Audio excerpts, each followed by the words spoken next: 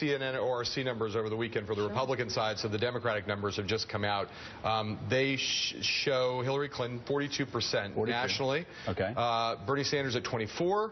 And Joe Biden at 22%. So for comparative purposes, the last time CNN ORC did this poll in September, Clinton was at 37%, Sanders was at 27%, and Biden was at 20%. So Hillary has gained a little ground, Sanders has fallen a little bit, and Joe Biden has gone up a little bit, even though he is not in the race. I'm hearing a couple of things. Yeah. Alex support was talking for Biden. Support from Biden has come from Hillary, but Hillary's at 42%. Isn't that where she was last month?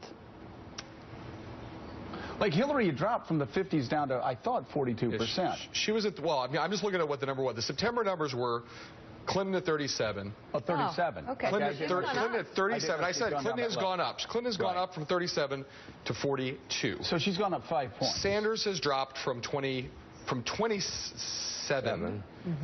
to 24. To 24, I'm sorry. Right. Biden has gone up from 20 to 22. 20 to 20. These are all small changes. These are all small changes, but give you there of some interest. I will say, though, and certainly if I were the vice president, again, continuing to look at this race, he continues to rise in the polls, despite the fact that he's not in the race. I think also a really important thing, Harold Ford, is the fact, the question we were all asking here after the last polls came out, where when does Hillary stop the bleeding? When does the trend line reverse around, and how low will Hillary go before she turns around? The fact that she's gone up 5 points suggests that her going out and doing these public events and sort of not hiding is actually having a pretty significant impact. I think the campaign...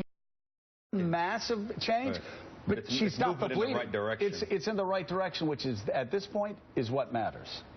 I think they're taking Sanders and his message more seriously, which this show has called for. People around this table has called for her taking a different approach to how she campaigns, how she lays out her vision.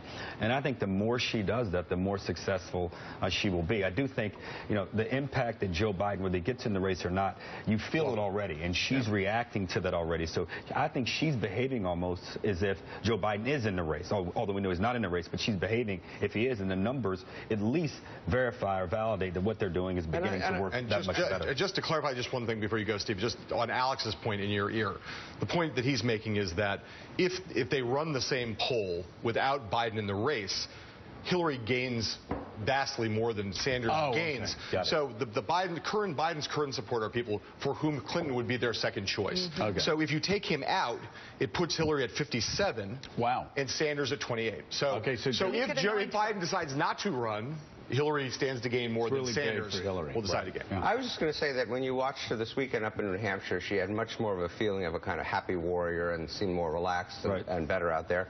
When you watched her on Face the Nation on Sunday, that first part of the interview where she talked about Syria, with a level of feel and sophistication and knowledge that I don't think any of the others can match.